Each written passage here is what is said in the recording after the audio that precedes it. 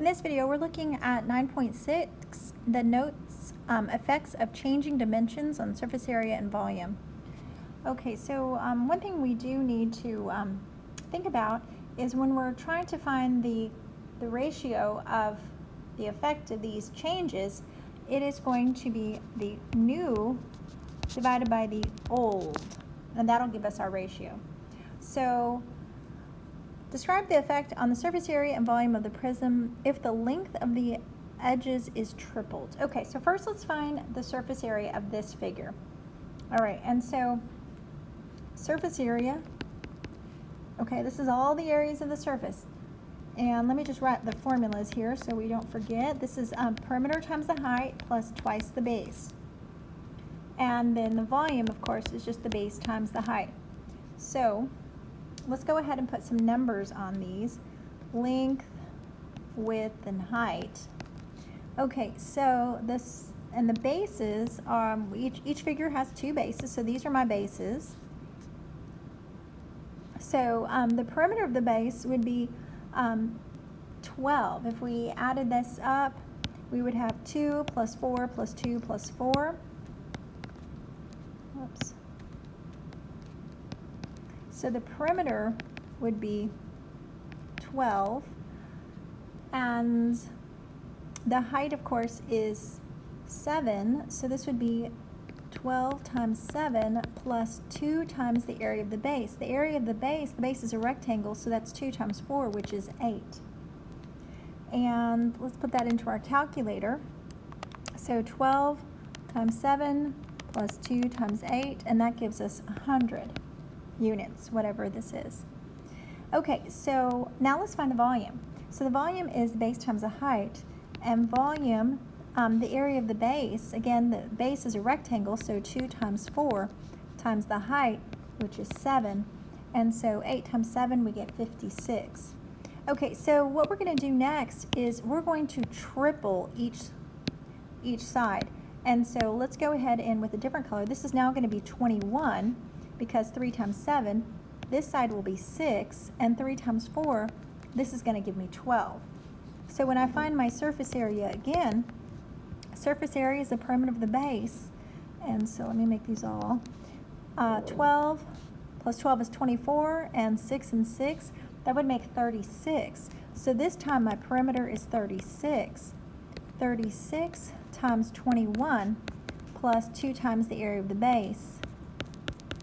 All right, let's put that into our calculator. So 36 times 21 plus 2 times 6 times 12, and that gives me 900.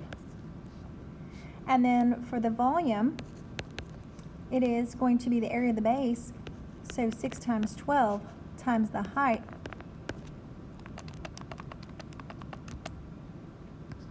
And that gives me 1512. So if we take the new divided by the old, all right, so our new is 900, I'm talking about the surface area, divided by 100, that equals 9 times. Okay, well, 9 is equal to 3 squared. So remember, we were tripling the area, and area is units cubed. I'm sorry, units squared. All right, so now let's take a look at the volume. The new volume is 1512. The old volume is 56. 1512 divided by 56 is 27, which is 3, which is tripled. So the 3 represents the scale factor, and then the exponent 3 is that volume is units cubed. So that's how we can remember. Okay, let's take a look at another problem.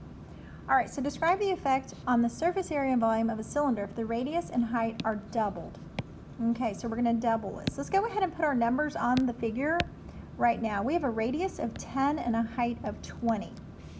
So the surface area, let me just write this formula down, is equal to 2 pi r times h plus 2 pi r squared. And the volume, let me just go ahead and write this also, is base times height. And of course the area of the base is a circle, so that's pi r squared times the height. All right, so let's plug in our numbers. First we'll do the old numbers. So this will be 2 pi times 10 times 20 plus 2 pi times 10 squared. So I'm going to go ahead and put that in the calculator and leave it in terms of pi. So that means I'm not going to work out the pi. So 2 times 10 times 20 plus 2 times 10 squared. And that gives me 600 pi. All right, now my volume. This is going to give me, first that we'll do the old, so pi times 10 squared times 20. And I'm going to leave it in terms of pi, so 10 squared times 20, and that gives me 2,000 pi. All right, so now let's do the new, and we're going to double it. So this is going to be 20, and this is going to be 40. Let's go ahead and plug into our surface area formula. So that would be 2 pi 20 times 40 plus 2 pi times 20 squared. Okay, just again leave the pi.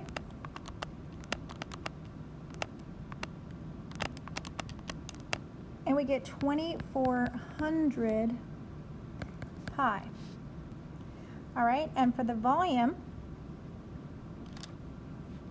this is going to be pi times 20 squared times 40.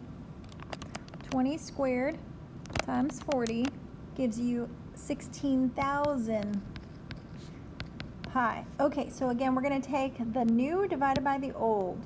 So my new number was, for the area, 2,400 pi over 600 pi. Well, 2,400 divided by 600 is 4. And of course, your pi's will cancel. So this is 4. Now, we double, that means times 2. Area is units squared. So this is really 2 squared. All right, let's take a look at the volume. Take the new divided by the old. All right, our pi's cancel, and 16,000 divided by 2,000 is 8, which is 2 cubed. 2 from the doubled, and cube because volume is units cubed. All right, so we see what's going on here. In problem number 3, describe the effect on the surface area of a regular square pyramid if all the dimensions are multiplied by 1/3. Okay, so in this time, we're actually getting smaller. Okay, so we'll have to think about this one. Let's write our formulas down and then substitute in. And so we know the formula for the surface area is 1/2 perimeter times the slant plus the area of the base. All right, and it tells you that the base edges are 9, so each of these is 9.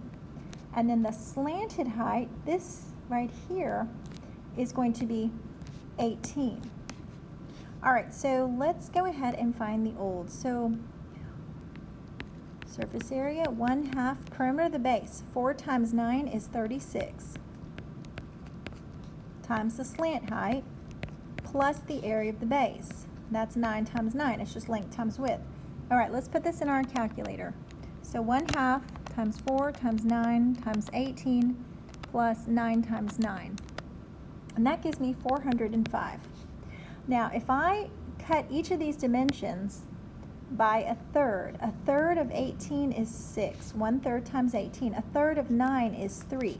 So each of these guys is going to be a 3. Now let's see what happens to our surface area.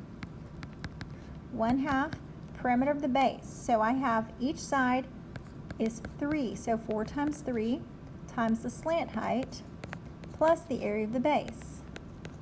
All right, so 1/2 times 4 times 3 times 6 plus 3 times 3, and that gives me 45. Okay, so now let's take our new divided by the old. All right, well, I don't know what that is, but I'm going to go ahead and put it in my calculator. 45 divided by 405, and that gives me 1/9. Okay, so remember, we're working with area. We know area are units squared. Now, we're multiplying by 1/3. Let's just think about this. Is 1/3 squared 1/9? Yep. Okay, problem 4. It says describe the effect on the volume of the cone if the height is cut in half. All right, so volume is units cubed. And we know that cutting in half is 1/2. All right, so I'm going to predict that it is not 1/3, but 1/2 cubed. So I'm going to predict that this is going to be, well, 1 cubed over 2 cubed is 1/8. That the volume changes by 1/8. So let's go ahead and work it out. We know that the volume formula is 1/3 base times height. And of course the base is a circle, so this is really 1/3 times pi r squared times h. All right, and we know that the radius is 6 and the height is 20. Okay, so let's plug in 1/3 pi times 6 squared times 20. And I'll put that in my calculator, and I'm not going to work out the pi.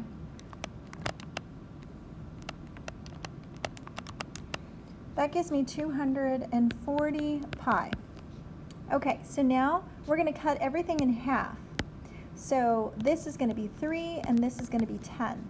Let's work it out again. 1/3 pi times 3 squared times 10.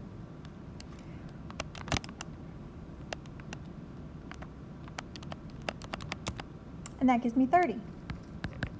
Okay, so let's take our new divided by the old. Our pi's are going to cancel. I can also cancel a 0. So I've got 3/24, and guys, that reduces to 1/8. Practice describe the effects of each change on the surface area. Okay, so it says all dimensions of a rectangular prism are multiplied by 5. Okay, so area is units squared. And we're going to multiply by 5, so that's going to be 5 squared. It's going to be 25 times larger.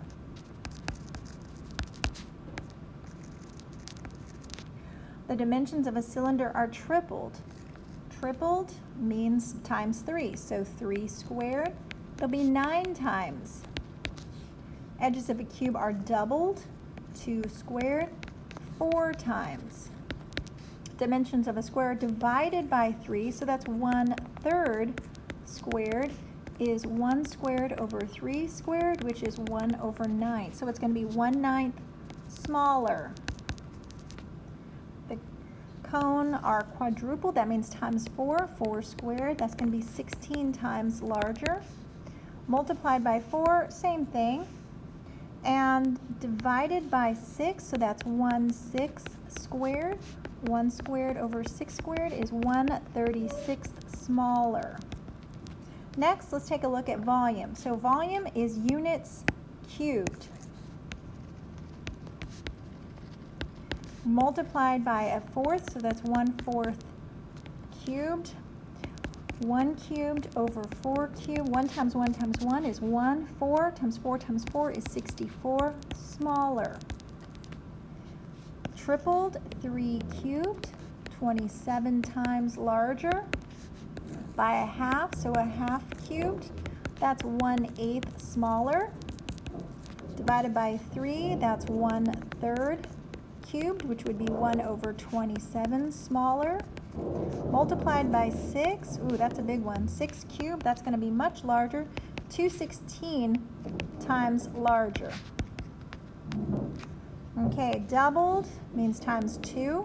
2 cubed is 8 times larger. Tripled, 3 cubed, that's 27 times larger. And, ooh, 7 times, this is going to be huge. 7 cubed. Oops. I didn't even read these last two. These are just the height.